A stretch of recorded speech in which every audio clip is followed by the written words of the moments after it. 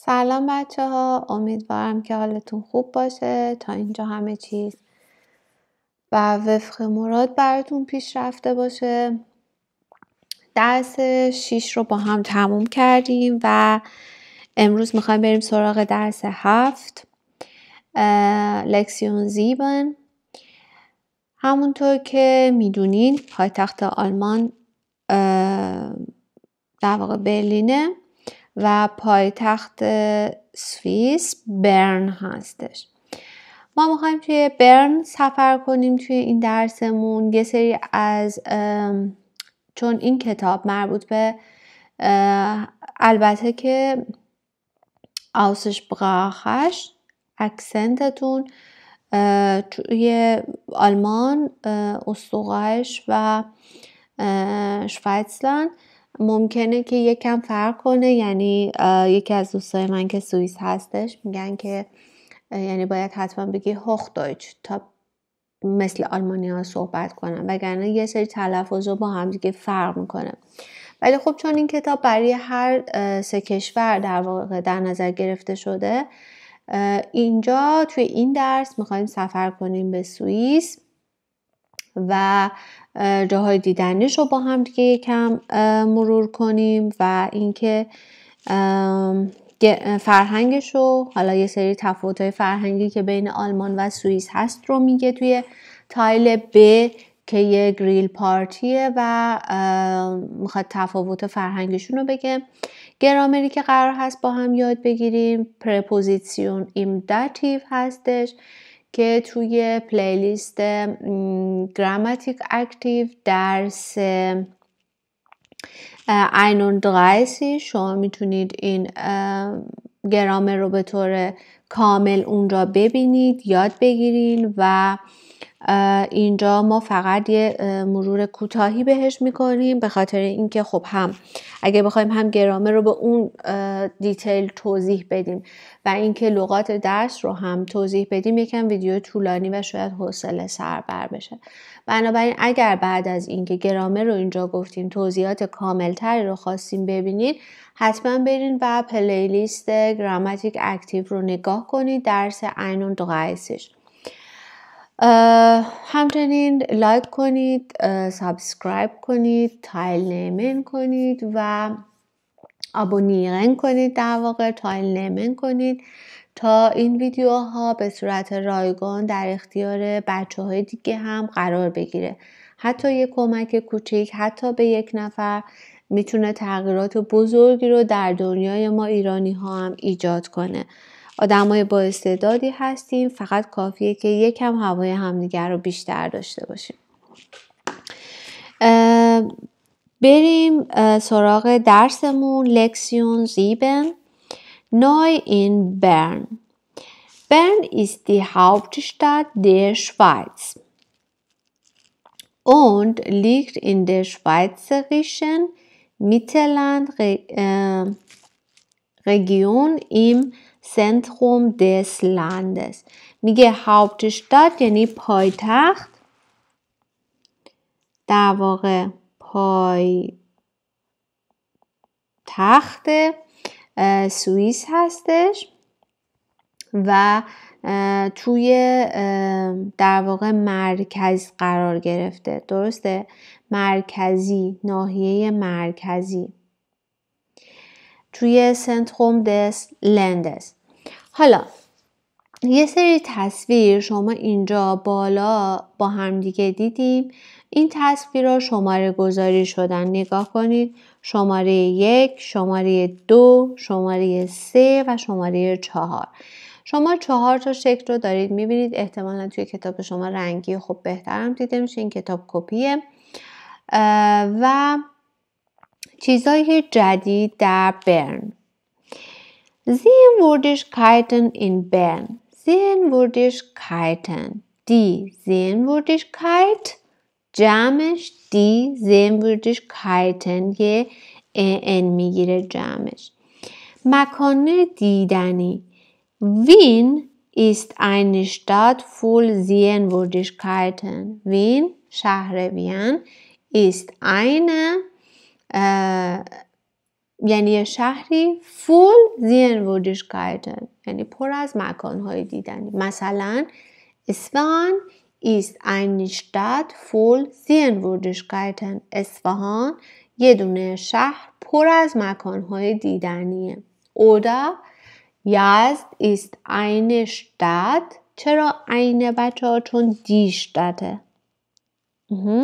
پس این میشه eine Stadt. Ist eine Stadt voll Sehenswürdigkeiten، یعنی پر از دیدنی. سوالش رو چطوری میتونی بپرسی؟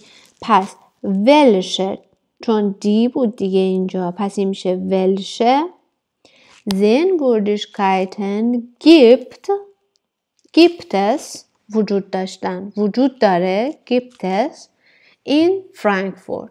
Oder welche Sehenswürdigkeiten gibt es in Teheran? Oder in Shiraz, in Isfahan.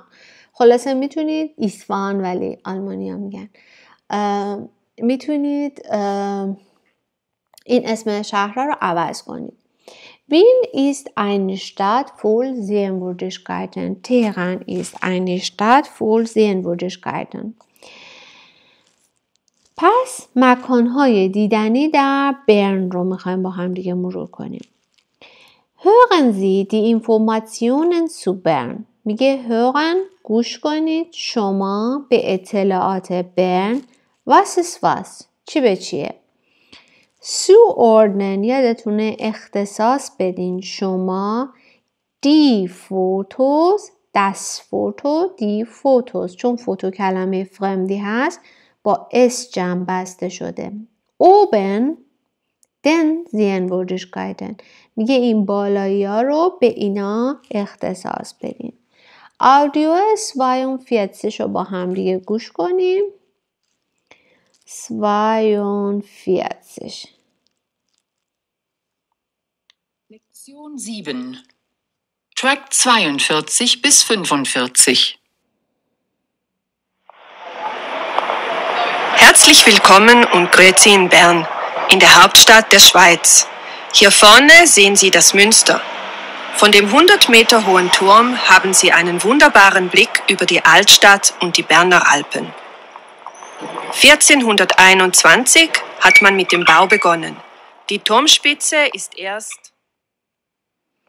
خب همونطور که گوش کردین در مورد چی صحبت کرد؟ گفتش که herzlich willkommen یعنی خوش اومدید، گوتسی یعنی سلام کردن به سوئیسی هستش، همون هالو.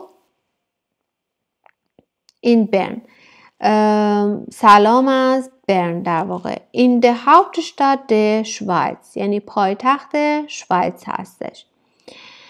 hier vorne یعنی چی؟ here vorne نگاه کنید، vorne یعنی جلو، vorne یعنی جلو. گفت der Eingang eines Hauses یعنی ورودی یه خونه رو befindet sich normalerweise vorne یعنی به طور معمولی کجا قرار داره ورودی؟ در جلو، vorne.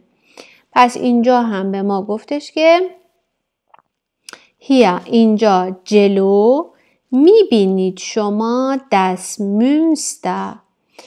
مونستا یعنی چی؟ کلیسای جامع بچه ها. مونستا یعنی کلیسای جامع. das Münster. مونستا بچه ها او اینجوری لباتون میاد جلو. مونستا. اگه بگید مونستا یعنی هیولا، یعنی اگه اینو او تلفظ کنید میشه هیولا. مونستا. فکر می‌کنم ما یه هیولا دیدیم. پس نه، ما میخوایم کلیسای جامع ببینیم. پس چی کار میکنیم؟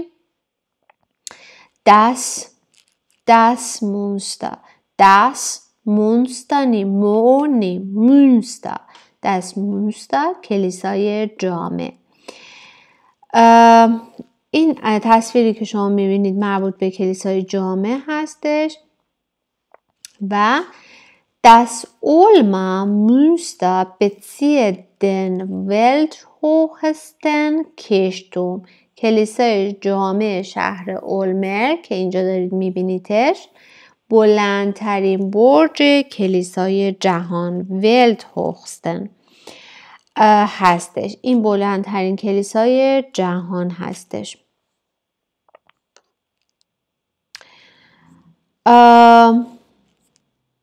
بریم سراغ فوندم 100 متر هوئن تو، یعنی اینکه ارتفاعش چقدر؟ 100 متر. haben sie einen wunderbaren Blick منظره über die Altstadt شهر قدیمی und die Bernalpen و کوههای آلپ. 1421 حتما mit dem Bau یعنی با این ساختمون begonnen که از فعل چی شروع شد؟ beginnen ببخشید beginnen و این رو توی پرفکت یاد گرفتیم که پرتریتومش میشه begann oder begonnen hat begonnen. در واقع این پارتیسیپ پرفکت هست. پارتیسیپ پرفکت از فعل beginnen und و با hat هم پرفکت ازش ساخته شده. Die Turmspitze ist erst hoch. اینو من کوچک کنم. hoch یعنی بلند. Der Berg ist fast 3000 Meter hoch. یعنی ارتفاعش هوخش چقدر؟ 3000 متره. ولی بچه ها ما یک کلمه هوخ ندیدیم. ما چی دیدیم؟ هوئن دیدیم. این کلمه رو ما دیدیم. ولی همون در واقع هوخ هست که یه ادجکتیوه ولی در حالت گنتیو زینگولار oder اکوزاتیو پلورال ما به صورت هوهن میبینیمش. نگاه کنید اینجا رو میگه der Spitze des Hohenbergs یعنی قله کوه بلند. قله کوه بلند. اینجا در واقع ما داریم از گنتیو صحبت میکنیم.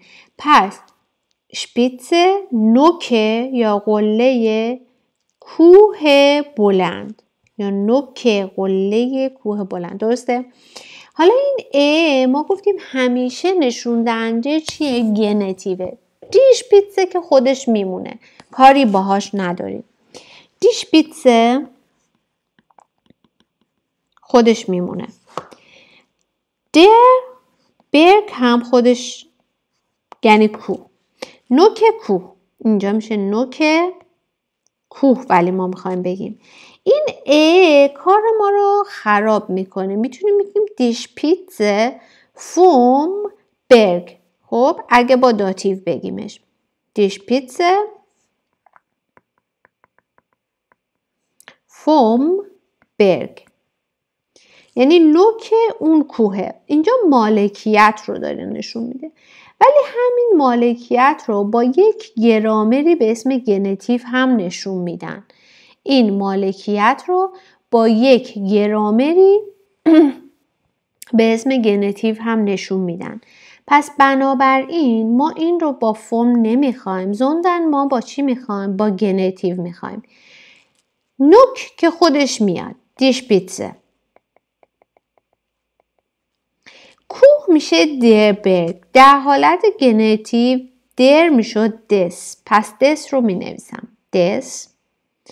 برگم مینویسم ولی هر وقت که دس میومد ما این اسش رو به برگ اضافه میکردیم. برگز. حالا اینجا ما یه جایی داریم که میخوایم بگیم بلند. بلندم میدونیم میشه هوخ. ولی در حالت گنتیو هوخ خودش رو عوض میکنه میشه هوهن. Höhenberges, die Spitze des Höhenberges. این گرامری هستش که توی اون جمله هست. مثلا در حالت پلورال هم همین اتفاق براش میفته. وقتی شما پلورال هم داشته باشین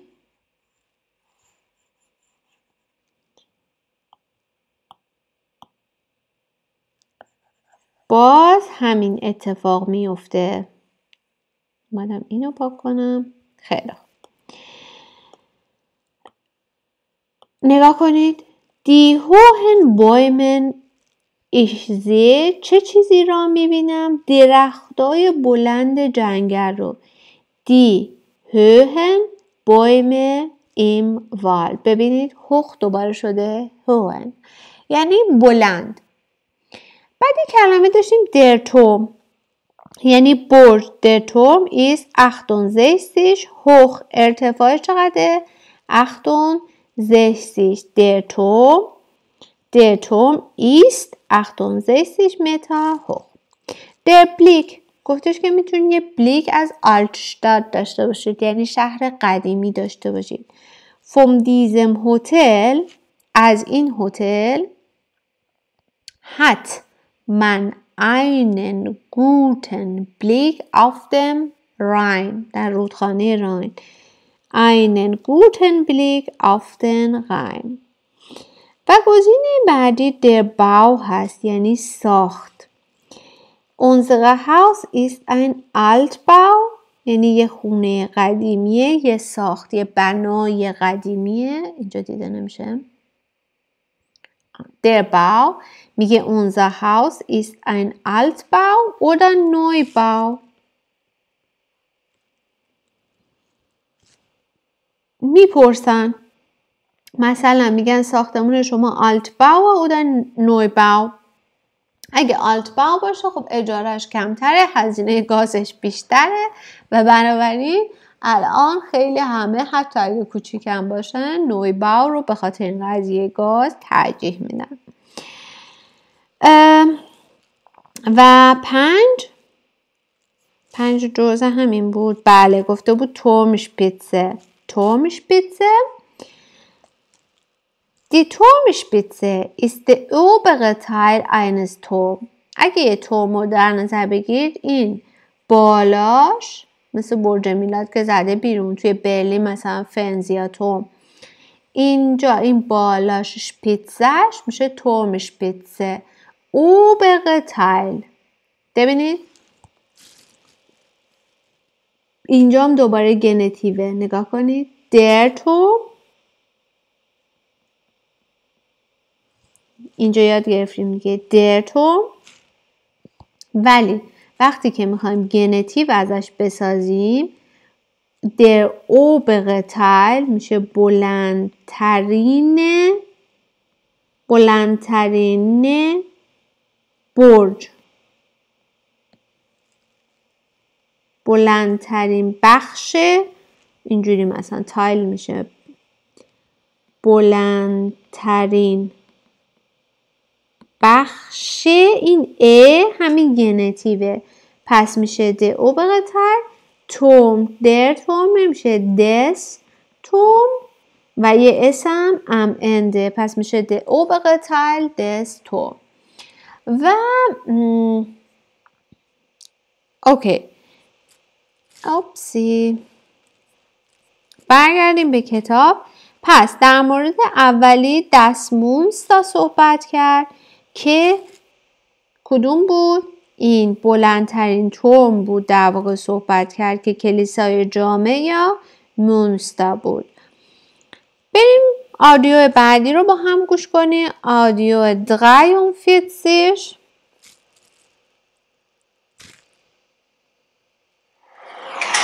Eine besondere Attraktion ist der Bärenpark. Hier leben und spielen unsere Mutzen. So nennen wir Berner unsere Braunbären. Der Bär ist das Wappentier, also das Symbol der Stadt Bern. Der Legende nach tötete der Stadtgründer Berthold V. von Zähringen einen Bären und... خب گفت ein besonderes Bärenpark. در مورد بärenpark صحبت کرد. bärenpark کدوم فوتو میشه؟ خب دیگه عکس بیر یا خرس رو کشیده پس bärenpark مشخصه. میگه eine besonderes Attraktion. اترکسیون یعنی چی؟ اترکسیون یعنی جاذبه های گردشگری. دی اختابان یعنی ترن هوایی میشه اختابان. Die Achterbahn war eine großartige Attraktion. Die Attraktion, eine besondere Attraktion ist die Bärenpark, پارک خرس‌ها. Hier leben زندگی می کنند و بازی می کنند unsere Mutzen. Mutzen بچه ها اگر شما با او بنویسیدش، یعنی اینجا یه 2 نقطه ببینی، همین کلاهایی بودش که یاد گرفتیم توی درس قبل. کلاههای بافتنی رو بهش میگفتیم موتسه. ولی این موتسن هستش. اگه توی دیکشنری سرچ کنید چیزی پیدا نمی کنید. به خاطر اینکه یه اسمیه که خودش جلوتر میگه so nennen wir Berner unsere Braunbären. Berner مثل این هستش که یعنی اهالی برن رو صدا میکننشون برنا. و مثلا اهالی برلین میگن ich bin Berliner. ich bin Berliner. یک مصاحبه خیلی معروفی هستش که فکر کنم پرزیدنت آمریکا میاد تو برلین همینو میگه. ولی وقتی که بپرسی کسی که توی برلین به دنیا اومده باشه و بزرگ شده باشه میگه ich bin Berliner. حالا میگه ما برناها، ما اهالی برن ننن مینامیم، ما مینامیم unsere Braunbären یعنی خرس‌های قهوه‌ای خودمان را موتسن. Der Bär ist das Wappentier. Wappentier یعنی چی؟ میگه که خرس هست یه Wappentier. Also das Symbol der Stadt Bern یعنی یک سیمبل برای شهر برن هستش. اما Wappentier یعنی حیوانات نشانی. منظور حیواناتی هستن که به عنوان نشانی یا سمبل روی پرچم قرار میگیرن. برای برلین هم همینطور یه بیغه، اما من نمیدونم که چرا بیغه، ولی خب برلین هم همینطور هستش. واپن یعنی پرچمه که حالا مربوط به آلمان نیست، مربوط به برلین، یعنی فکر میکنم شهر به شهر یا ایالت به ایالت. شاید اینطوری بوندسشتات، هر بوندسشتاتی برای خودش یه واپن داره و برای برلین در واقع واپنتیاش بیغه. کلمه بعدی که خواهید دید دی لگنده یعنی اینکه ist eine lebende Legende یعنی اون یه افسانه زنده است. لگنده یعنی افسانه. و ببینید اینجا یه وقفه کوچیکی ایجاد کرده. لگنده یعنی نباید بکشیدش. لگنده یا شاید نه، داتای باز نکنیم. اینجا ببینیم لگنده. خواهم تلفظش رو بشنوید. لگنده حتما دارید میشنوید به خاطر اینکه من صداش رو دیگه نمیشنوم. خب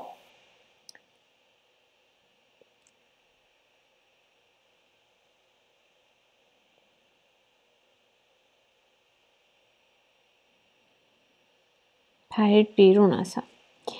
لگنده یعنی افسانه و حیوانات نشانه‌ای. خب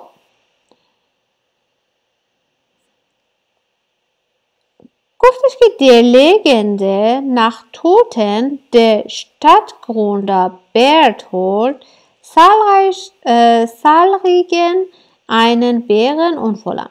میگه یه افسانه هستش که بعد از مرگ کشته شدن توتن یعنی کشته شدن شتادتگروندر، کسی که مؤسس این شهر بوده، برتولد، توسط یه دونه بیر و دیگه ادامه نمیده. حالا 44 Audio 44. Eine andere Sehenswürdigkeit ist der Zeitglockenturm oder wie wir in der Schweiz sagen, der Zeitglockenturm. Er war früher ein Stadttor von Bern. Die Zeitglocke mit der astronomischen Uhr und dem Glockenspiel ist sehr berühmt. Das Glockenspiel setzt sich immer circa 3 Minuten vor der vollen Stunde in Bewegung und Sie können... خب بعدی در مورد گلوکنتوم هستش. همونجور که اینجا دارید میبینید یه قدیما دروازه شهرشون بوده، دروازه شهر برن بوده. یه چیزی کلمه شنیدید استرونومی اوها که اینجا استرونومی اوها رو میتونید ببینید توی شهر پراگ هم یک استرونومی اوها خیلی قدیمی وجود داشت که خیلی جالب بود، توی مرکز شهر بود. حالا توی برن هم همینطور، توی دروازه شهرشون یا سایت گلوکنتوم در واقع یه دونه استرونومی اوها وجود داره. پس خود سوئیسیا گفته بهش میگن سوت گلوکه. سوت این او تلفظ میشه، سوت گلوکه. سوت گلوکه oder سایت گلوکنتوم، هر دوتاش بهش گفته میشه. پس تصویر شماره 2 هستش که بریم کلمه‌اشو با هم ببینید. eine andere Sehenswürdigkeiten میگه که اون یکی جای دیدنی هستش سایت گلوکنتوم oder wie wir in der Schweiz sagen. ببین اینجا گفت ننن، اینجا گفت wie wir، میتونست بگه wie wir es nennen oder sagen. حالا اینجا گفته de Südglockenturm. Er war früher ein Stadttor von Bern. یعنی که یک دروازه، تور یعنی دروازه. این دروازه فوتبال رو هم بازم میگن تور بچه‌ها. پس میگه دروازه شهر برن بوده. Die Südglocke mit der astronomischen Uhr und dem Glockenspiel. Glockenspiel همون دنگ دنگ اون زنگوله‌ای هست که میاد میخوره به اون در واقع گلوکه، زنگوله میشه گلوکن. ist sehr berühmt یعنی معروفه. Das Glockenspiel setzt sich immer circa 3 Minuten vor den vollen Stunden. یه در واقع 3 minuten قبل از اینکه یه ساعت تموم شه، هر ساعت مثلا 9 میشه صداشون در میاد، 10 میشه صداش، هر یه ساعت یه بار صداش در میاد. و میگه حالا این 3 minute قبل از اینکه یه اشتونده تموم بشه خودشو به وگن میکنه و حرکت میده و صدا میده و شما میفهمید که مثلا نزدیک ساعت فلانه. حالا کلمه هایی که اینجا داشتیم رو که بعد یاد بگیریم شماره 9 10 11. بریم ببینیم شماره ای بابا چرا میپره بیرون. 9 10 و 11 چی هستش؟ 9 گلوکنتوم یعنی همون برج ناقوس، همون زنگوله‌ای که در واقع توشه. eine Stadttor von Berlin، eine Stadttor von Berlin همون برندنبورگ تور که یکی از Sehenswürdigkeits‌های برلین هستش. شماره 11 گفتش که در واقع der Glockenturm ist sehr berühmt. berühmt یعنی مشهور. میشائیل شوماخر ist ein berühmter Rennfahrer یعنی خیلی شوماخر، مایکل شوماخر خیلی معروفه، یک راننده رالی معروفه. unberühmt unbekannt oder bekannt oder berühmt. ein berühmter Künstler oder Wissenschaftler.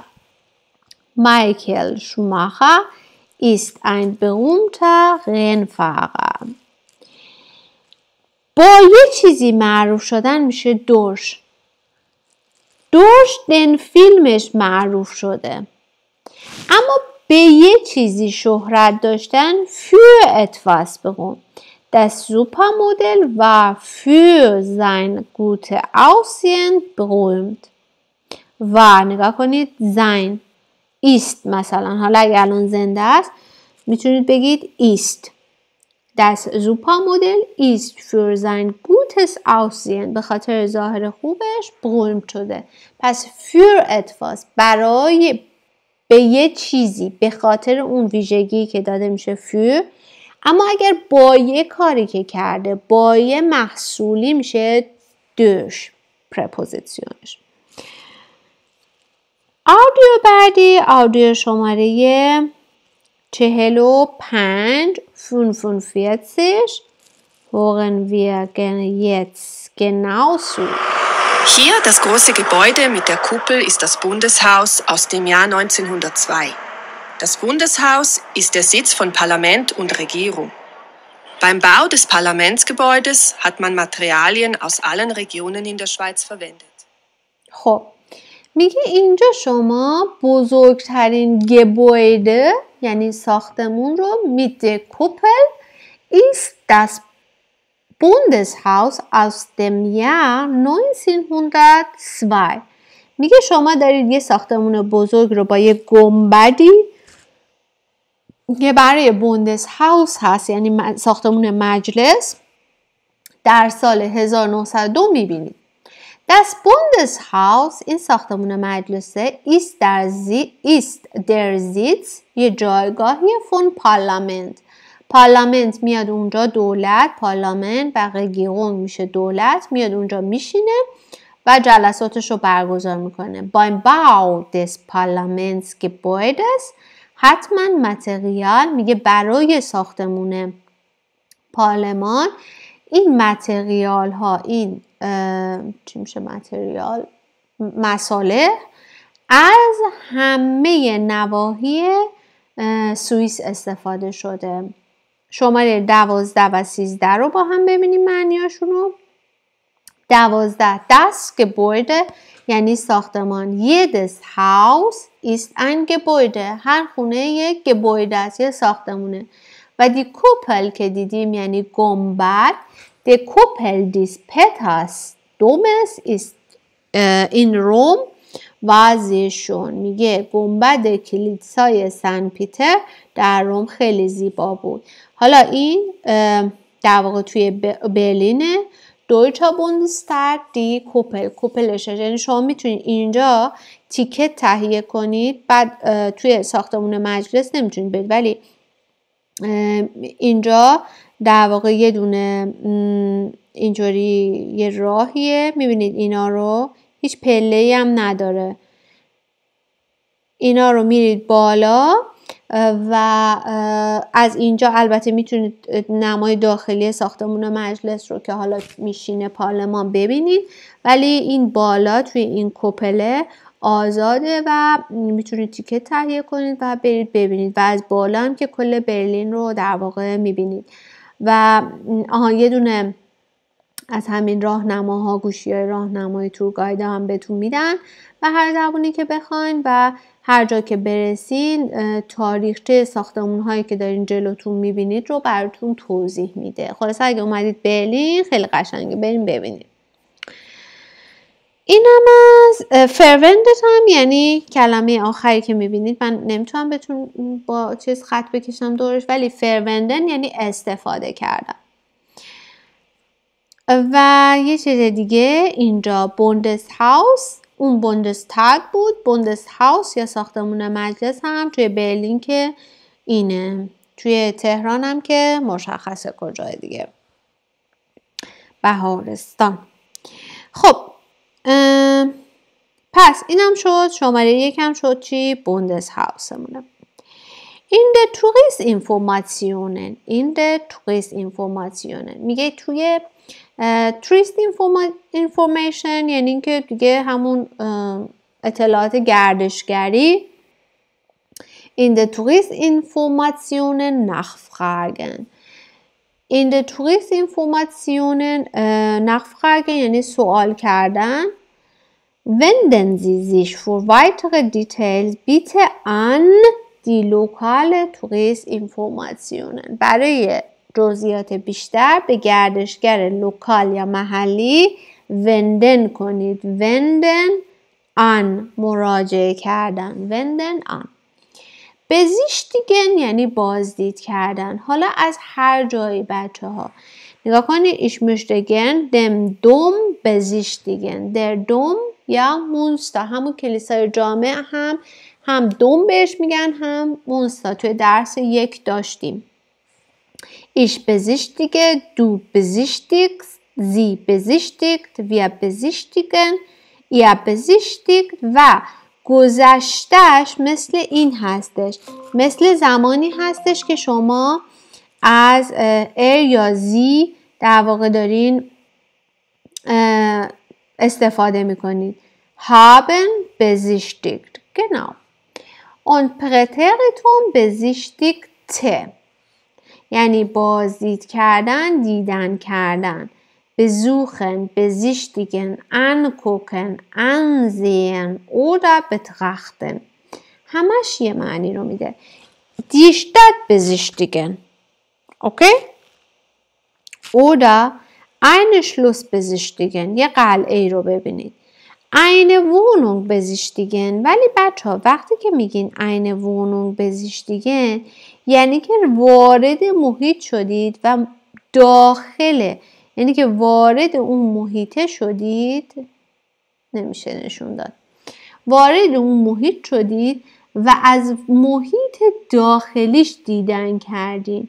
نگاه کنید نوشته این پایین این کادر زرد رو اگه بخونید براتون کامل توضیح داده.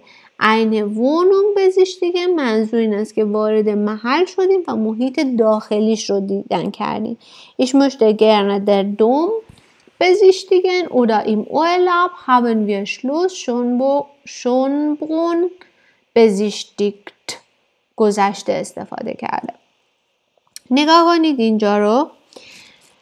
اینجا الان بهتون میگه hören Sie das Gespräch in der Touristeninformationen. میگه که این گشپرش رو گوش کنید.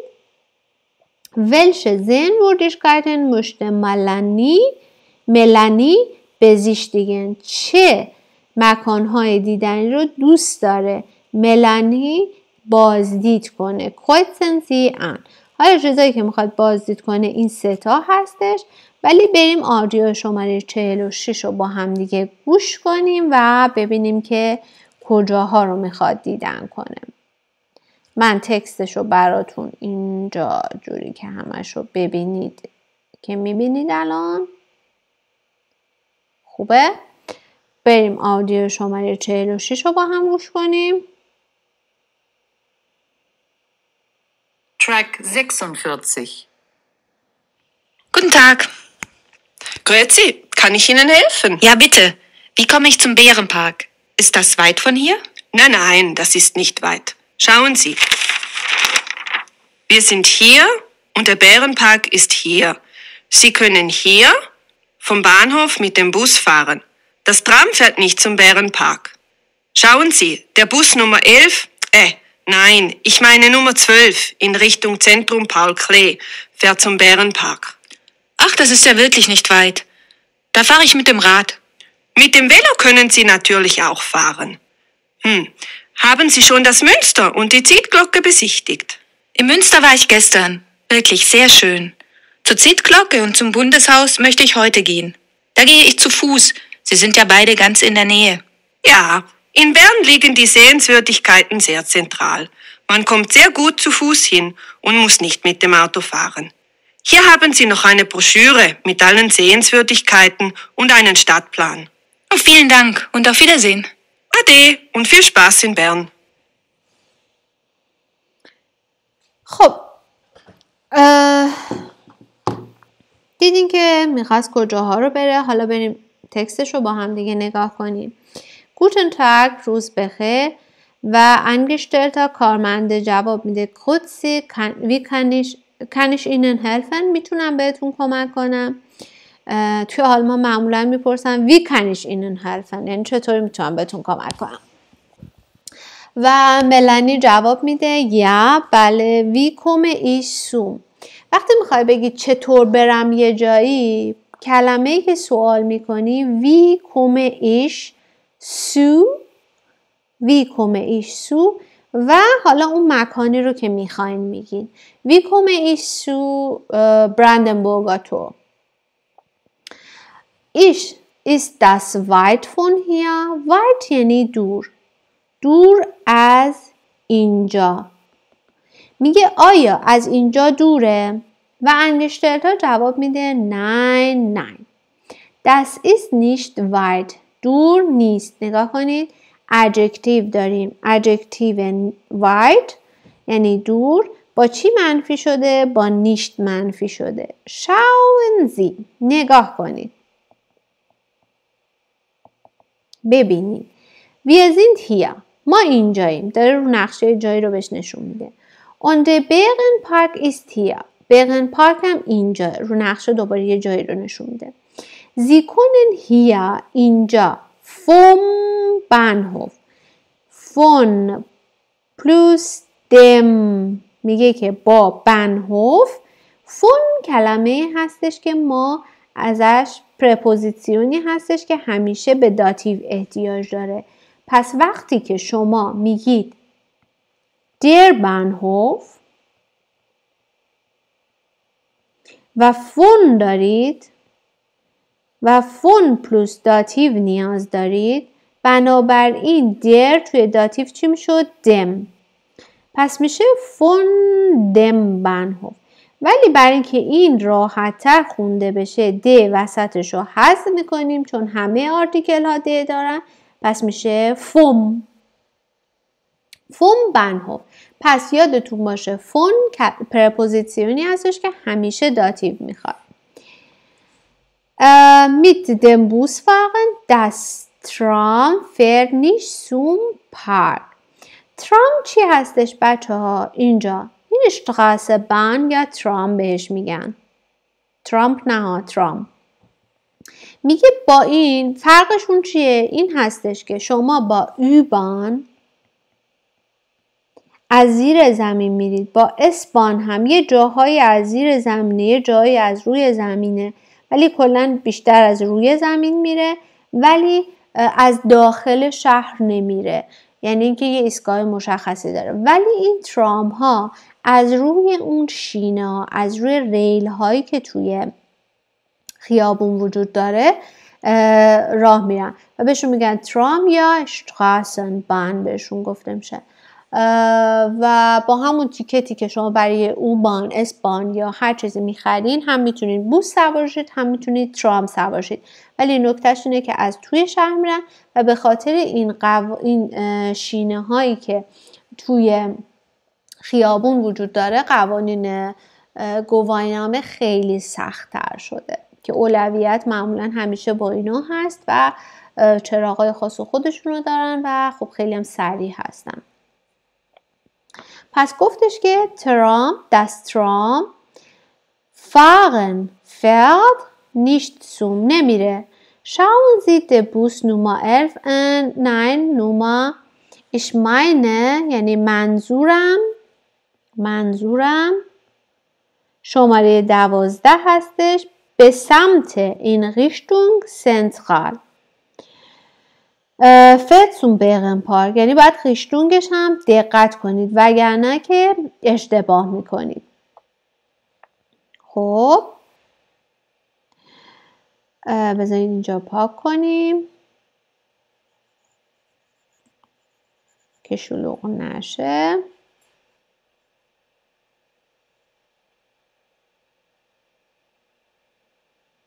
خب بریم ادامه درس. بعد گفتش که ملانی گفتش اخ das ist wirklich nicht weit. خیلی واقعا wirklich یعنی واقعا خیلی دور نیست. دا بنابراین fahre ich mit dem Rad با دوچرخه میرم. آلمانیه دیگه، با دوچرخه میره همه جا. و mit dem Velo چیه بچه ها؟ können Sie natürlich auch fahren.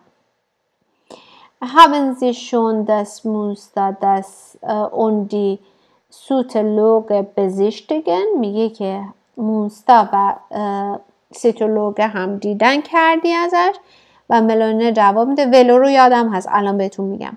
این مونستا وارش گستن. میگه من مونستا رو دیروز دیدن کردم. ویکلیش زشون واقعا قشنگ بود. سو ستولوگه اون zum Bundeshaus اون گلوکنتوم و سایت گلوکنتوم اون بوندسهاوس رو امروز heute gehe ich dahin یعنی اینجا. بچه ها نگاه کنید. wohin jemand geht dahin یعنی برو اونجا. komm dahin zurück wo du warst برگرد اونجا که بودی. komm dahin آنجا. geh dahin برو آنجا. پس میگه آنجا gehe ich zu Fuß من پیاده میرم. zu Fuß رفتن یعنی پیاده رفتن. Sie sind ja beide ganz in der Nähe. beide یعنی هر دوتاشون. Nähe گگنتایل چی هستش؟ weit میشه دور، نه میشه نزدیک. میگه دوتاشون خیلی نزدیک به همن. و انگشتلته جواب میده یا این بین liegt Sehenswürdigkeiten sehr zentral. همه جاهای دیدنی خیلی نزدیک به هم هستن. من kommt sehr gut zu Fuß hin یعنی که با پای پیاده هر کسی میتونه همه رو بازدید کنه. معنی کل جمله اینه. اون muss nicht mit dem Auto fahren. نباید با آوتو fahren کنه. Hier haben Sie noch ein بروشور که میگه همون بروشور خودمونه. mit allen Sehenswürdigkeiten با همه جای دیدنی و یه دونه Stadtplan. vielen Dank und auf Wiedersehen. تشکر که خداحافظ و گفت عده und viel Spaß in Bern. و کن جواب auf Wiedersehen رو با عده داد توی سوئیس. Das Velo ist Schweizerdeutsch und bedeutet Fahrrad auf Hochdeutsch. Es stammt aus dem französischen Wort Velo, was ebenfalls Fahrrad bedeutet. پس معنیش همون دوچرخه یا فاقد هست. ولو.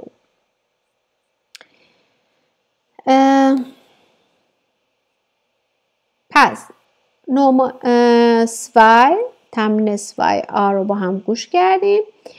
بعد حالا گفته که توی ایغشتاد یا ایغ هایمایت شما چی میگن. ببینید توی دویچلند، استوغایش و شوایتس رو با هم دیگه حالا گفته که چه فرقایی دارن. میتونید خودتون تحقیق کنید در موردش. Hören Sie das Gespräch noch einmal, was ist richtig? میتونید با توجه به چیزی که گوش کردیم دوباره اینا رو گوش کنید. اتوبوس شماره 12 رو قرار سوار شه و گفتش که باغات میرم توی بیغن پارک و گفتش که اون دوتا رو میخواد سوفوس بره، چه بوندس هاوس رو و چه سوتگلوکه رو میخواد با سوفوس بره، چون beide waren in der Nähe. Präposition mit Dativ بچه ها. نگاه کنید اینجا رو. بریم اول گرامرش رو از روی این بهتون بگم. گرامرش. یه سری پرپوزیسیون ها ما داریم که اینا به محض اینکه شما دیدینشون باید از داتیو استفاده کنید. یعنی امکان این که بخواید از آکوزاتیو استفاده کنید یا اصلا فکر کنید که حالا چی باید بیاد نیازی به فکر کردن نداره. آلارم داتیو. اوس رو هر جا دیدید. مثلا ما یه دونه جمله اولین بار با هم یاد گرفتیم. یک نفر ازمون سوال میکنه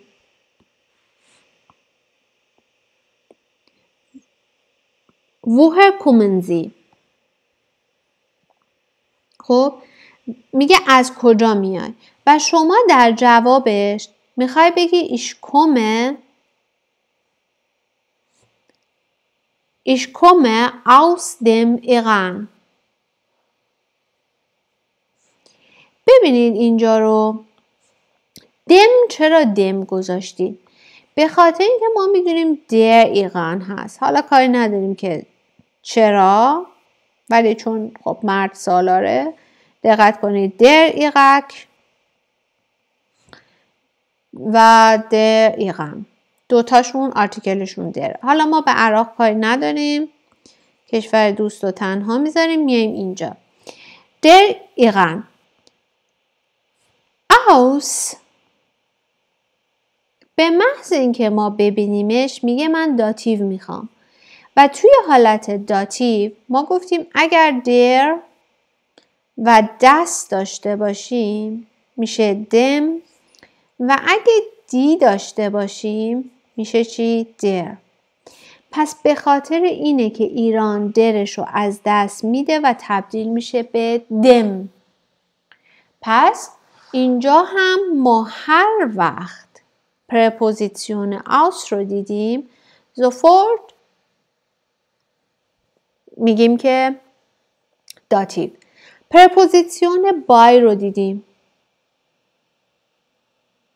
بای.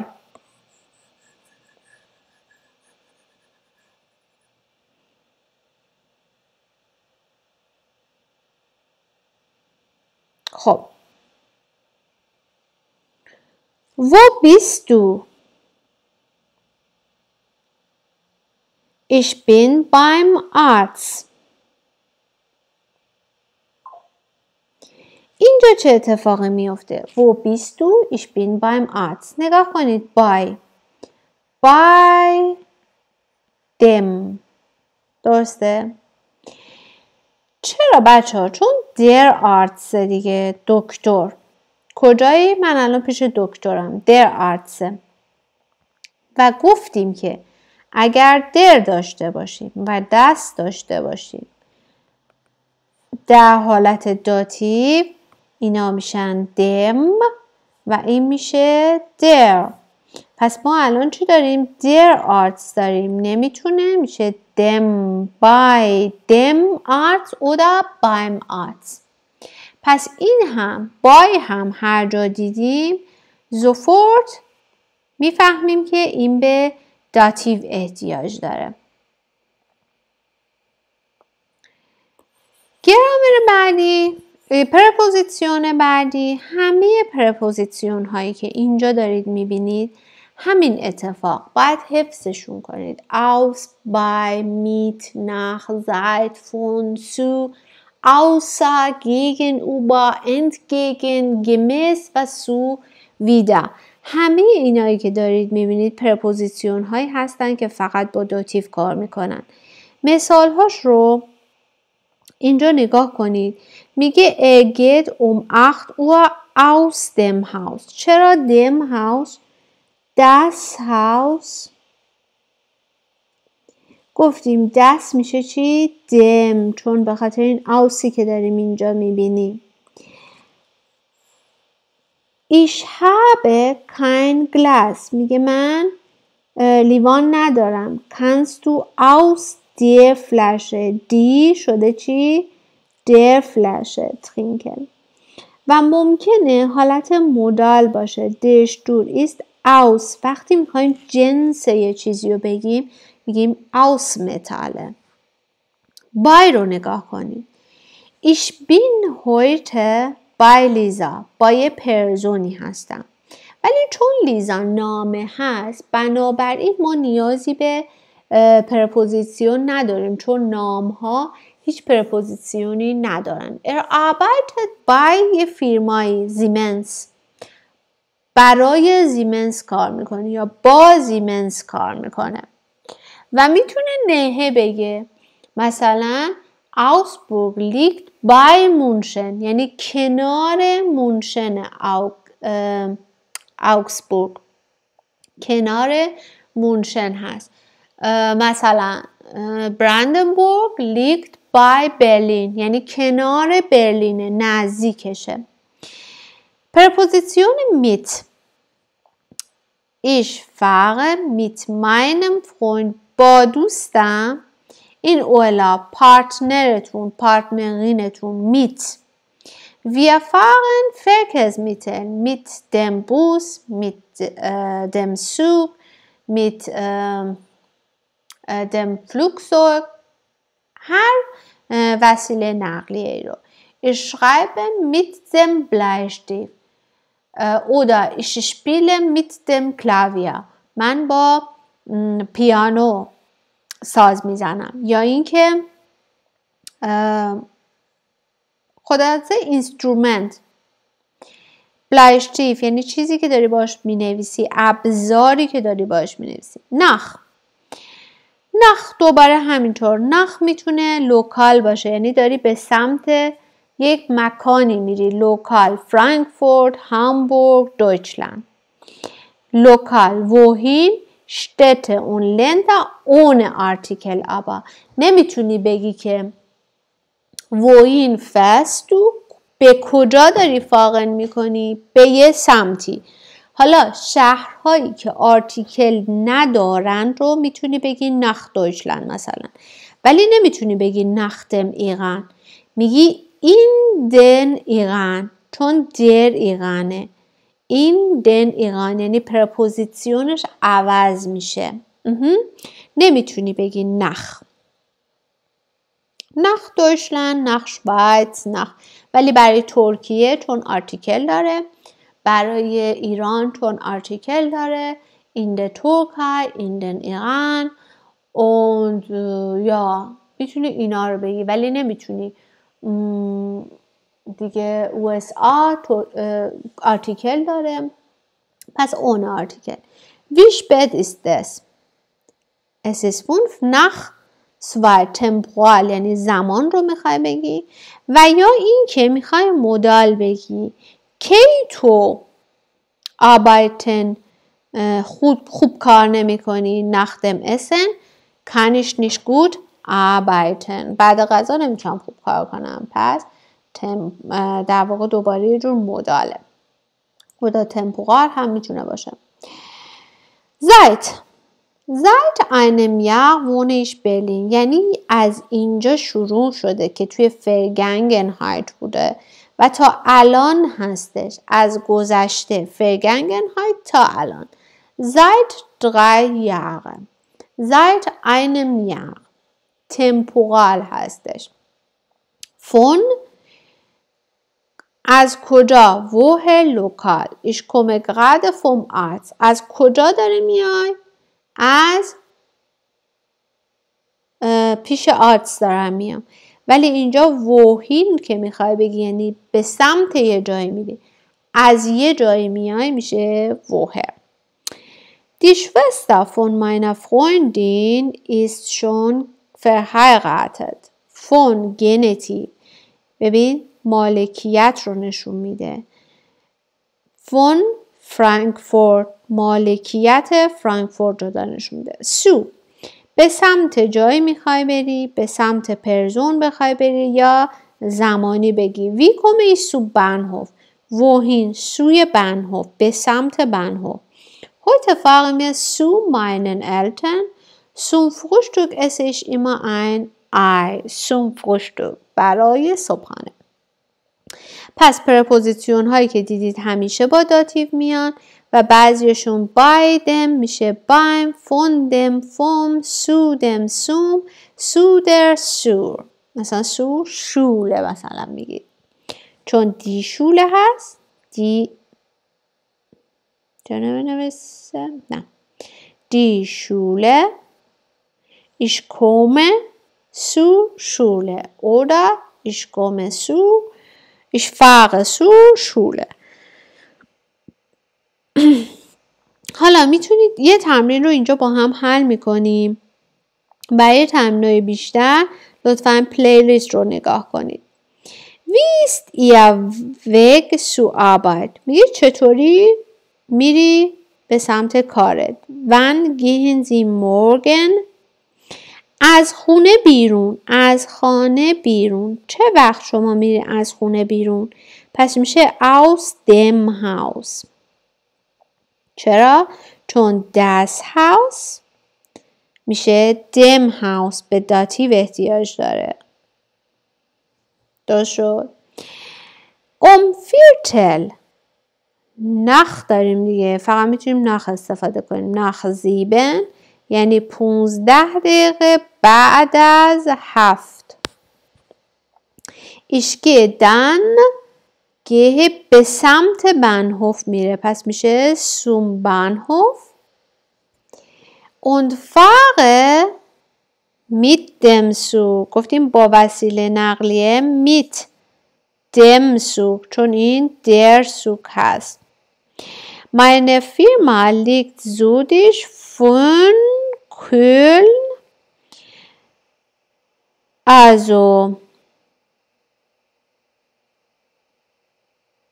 bei Bonn. و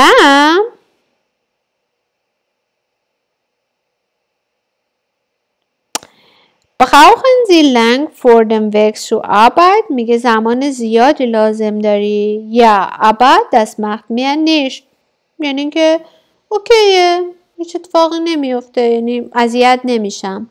Das mache ich schon seit گفتیم از Vergangenheit تا الان، از 5 سال پیش تا الان.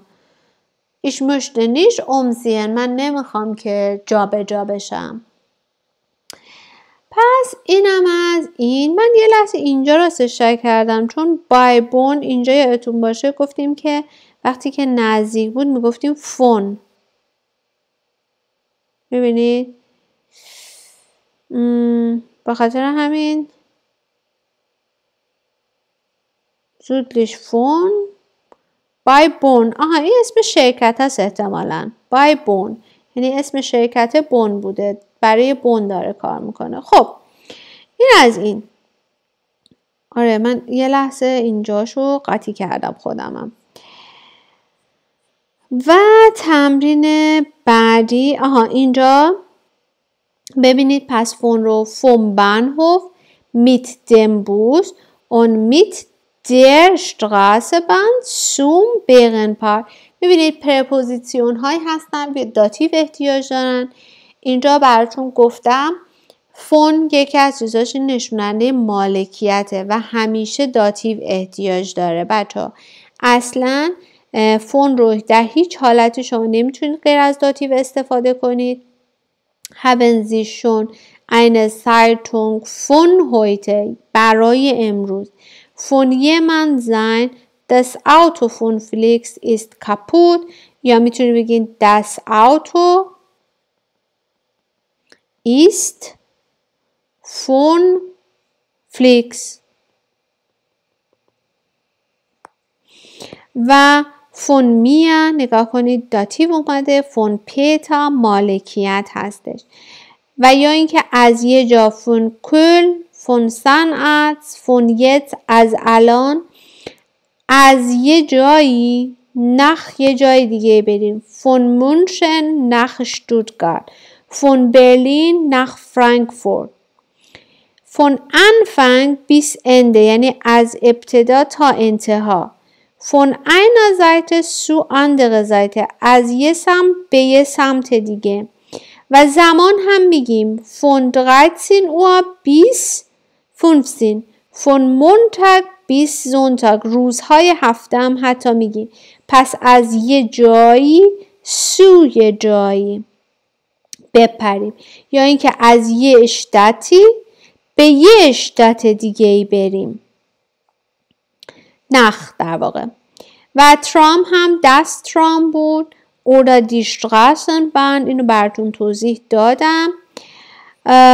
و دیگه اینجا توی فکر کنم تمرینامون چیزی نداریم. میتونیم گرامر اینجا رو با هم حل کنیم. der Bus ما الان زوفورت میبینیم یه دونه میت رو. میت پرپوزیسیونی بود که به داتیو احتیاج داشت. پس der تبدیل میشه به دم. میت دوباره دست دم. گفتیم اگر در باشه و یا دست باشه تبدیل میشه به دم. اگر دی خانوم باشه تبدیل میشه به در و اگر در حالت جمع باشه تبدیل میشه به دن. حالت جمع داتیو که دی هست تبدیل میشه به دم. اینجا دی Straßenbahn پس میشه der Straßenbahn. Der Bahnhof vom das von dem Münster Südglocke, von der Südglocke, Bärenpark zum Bärenpark, zum Bundeshaus و sur مثل شوله سوتگلوگه. برای منم گفتن سخت راستش سوتگلوگه. یاد گرفتیم توی مکالمه Entschuldigung wie komme ich zu و میدونیم که بعد از سو همیشه چی میخوایم؟ داتیو میخوایم. Einzeichnen یعنی علامت گذاری کردن. In der Karte einzeichnen یعنی در نقشه علامت گذاری کنید. مثل این چیزی که دارید این میمونه. Melanie fragt nach dem Weg. Fragen nach etwas. Ich frage nach. Kann ich nach etwas fragen? Kann ich nach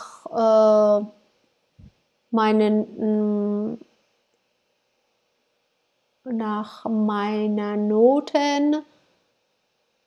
fragen? Denn die Noten Dativ میشه den Noten. پس میشه kann ich nach meinen Noten fragen. پس nach dem Weg. حالا der Weg, dem Weg. Hören Sie zwei Wegbeschreibungen یعنی توضیحی که داره میده و zeichnen Sie die Wege in den Stadtplan ein. Einzeichnen گفتیم یعنی علامت گذاری کردن. Stadtort A und B. ببینید جهت ها رو میخواد بگه. geradeaus یعنی مستقیم برو. rechts یعنی راست برو. links یعنی چپ. von یعنی از اینجا. سو oder zum oder sur. حالا بسته به اینکه آرتیکلش چی باشه. über die Kreuzung. Kreuzung یعنی تقاطع. hier اینجا. dort آنجا مثل هین. حالا اینجا وقتی که مکالمه رو گوش کردین دارین میبینین که راهش اینطوری شده به بوندس هاوس رسیده و توی مثال دوم وقتی راهو بشخایبن کرده اینجا رسیده به سوتگلوگه. و حالا ما با هم این رو گوش میکنیم مکالمه‌شو. ولی قبل از اینکه گوش کنیم این تمرینم ببینید. مالنی ام فاکت اتومات. فاکت اتوماتی دستگاه هایی هستش که بذار ببینم اینجا میتونیم ببینیم. بزنیم فاکت اتومات. also erlaubt. من چطوری بیلداشو بهتون نشون بدم؟ آها نه نگاه کنید اینجا حالا یا زردش یا اینجا شما نوع کارتتون رو انتخاب میکنید توی این صفحه LCD. بعد اینجا حالا سکتون رو وارد میکنید یا چی. اینجا یه دریچه کوچولویی که این پایین میبینید اینجا فاکارته میفته اینجا و میتونید برش دارید و نگاه کنید اسمای مختلف هم داره. دویچه بانک فاکارته، AWG، حالا مال برلین BVG هستش. خب اینم حالا میخواد بگه که بعدش میگه که Ausweisung den Fotos zu. Ordnen Sie zu. Ausweisung یعنی دستورالعمل. تصویر شماره A میگه که Tippen Sie auf die Zweifachkarten.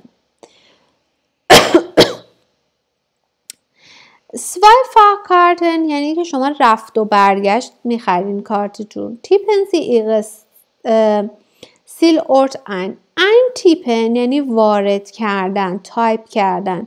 Ihren Namen oder Spitzname bitte eintippen یعنی وارد کنید.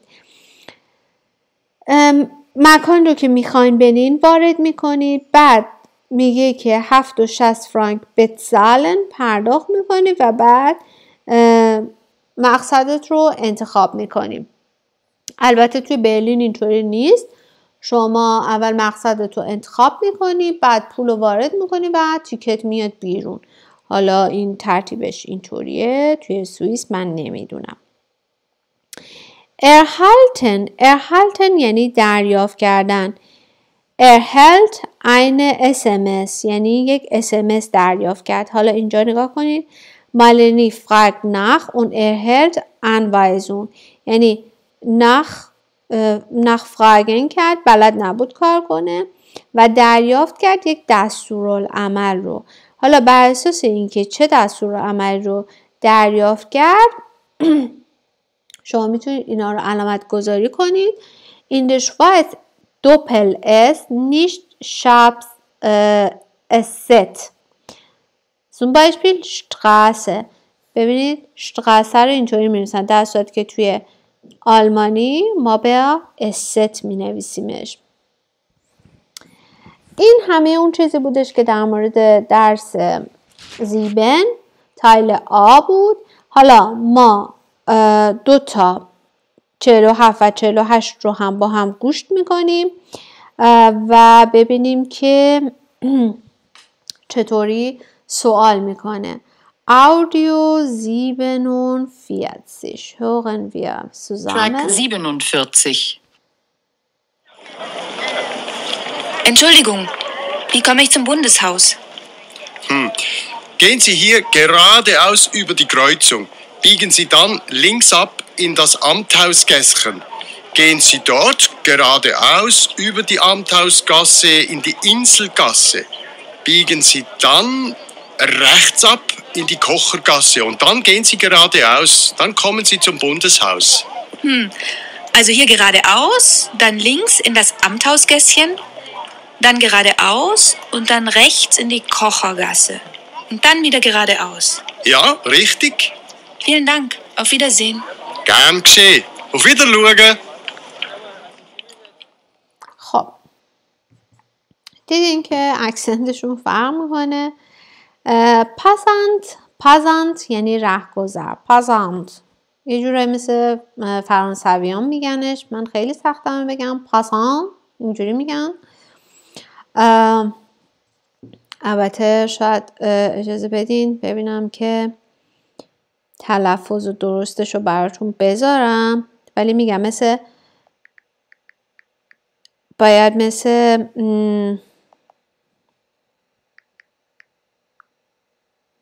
فرانسوزیش بگین. پاسان. میبینید؟ پاسان. پس میشه رهگذر. حالا این رهگذری که داشته مالا ازش سوال میپرسه، گفتیم با چی شروع میکنیم؟ وی کومه ایش سو و مکانمون رو میگیم در انتها. میگه گehen Sie geradeaus. geradeaus یعنی مستقیم. gehen Sie immer geradeaus. gehen Sie immer geradeaus یعنی مستقیم برید. geradeaus.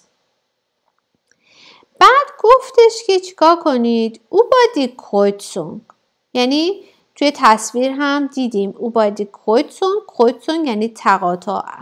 an dieser Kreuzung ist viel Verkehr یعنی خیلی رفت آمد وجود داره توی این تقاطع. حالا میگیم که بهش گفت از تقاطع تو مستقیم برو. biegen Sie dann links. links یعنی چی؟ یعنی چپ. links یعنی چپ. gehen Sie die nächste Straße links. خیابان بعدی به چپ بپیچید. اوکی. biegen. abbiegen یعنی پیچیدن. دارید اینجا میبینید. abbiegen یعنی پیچیدن. an der Kreuzung darf man nicht links abbiegen. توی تقاطع اجازه نداری به چپ بپیچی. گردش به راست آزاده، به چپ نه. خب بعد این das Amthausgässchen. گسشن یعنی کوچه. کوچه باریکه ولی. das Gässchen یعنی کوچه باریکه. die Gasse یعنی کوچه. einsam تنهایی. gehe ich durch die Gasse تنهایی میرم از کوچه رد میشم. و گسشن یعنی کوچه باریکه. rechts هم یعنی راست. der Bahnhof ist da vorne rechts. links rechts.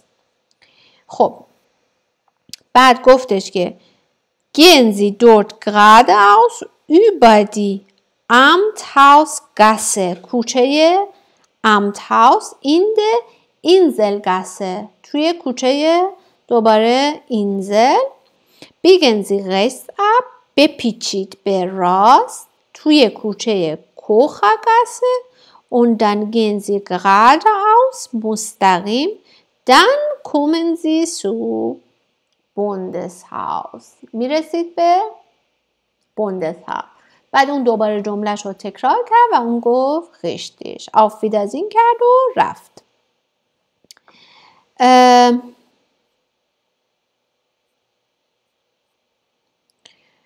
و آدیو نمره 48 من براتون اسکریپتشون نذاشتم ولی گوشش کنیم. Track 48.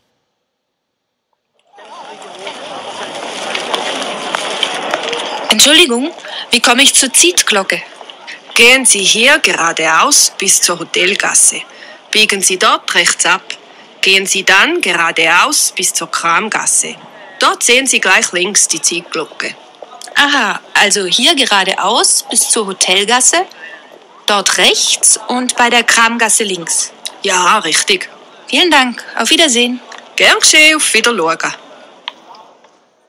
خب دیدین همونطور که روی نقشه توضیح دادیم. ببینید. Track 48.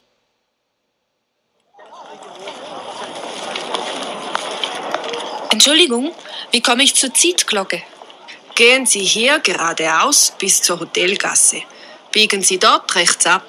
Gehen Sie dann geradeaus bis zur Kramgasse. Dort sehen Sie gleich links die Zietglocke. Aha, also hier geradeaus bis zur Hotelgasse, dort rechts und bei der Kramgasse links. Ja, richtig. Vielen Dank, auf Wiedersehen. Gern geschehen, auf Wiedersehen. متوجه شدید؟ geradeaus links و دوباره همون مسیر رو انگار تکرار کرد. و آخرین آدیو که با هم دیگه گوش میکنیم آدیو 49 هست. Track 49. Entschuldigung, können Sie mir helfen? Ja, gern. Ich möchte mit dem Bus zum Bärenpark und ich brauche eine Fahrkarte. Bärenpark. Ich glaube, das ist eine Zone. Aber am besten tippen Sie auf Zielort. Gut, tippen Sie jetzt Ihren Zielort ein, also Bärenpark. So. Wollen Sie auch wieder zurückfahren? Ja? Gut, dann tippen Sie hier auf Zweifahrtenkarte. So, sehen Sie, Sie müssen 7,60 Franken bezahlen. Ah ja.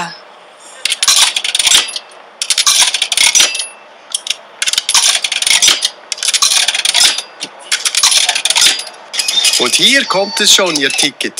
Gut, vielen Dank für Ihre Hilfe. Gern geschehen. Und viel Spaß im Bärenpark. Danke, auf Wiedersehen.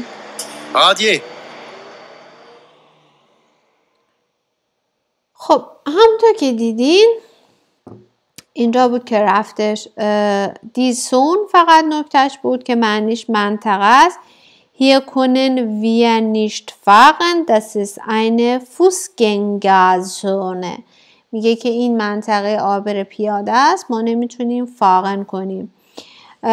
بقیهش همه تقریبا شناخته شده بود کلمه‌هاشون. Entschuldigung, können Sie mir bitte helfen. اینجا بیته هم باید بگین توی آلمان حتما وگرنه سریع میگن نه.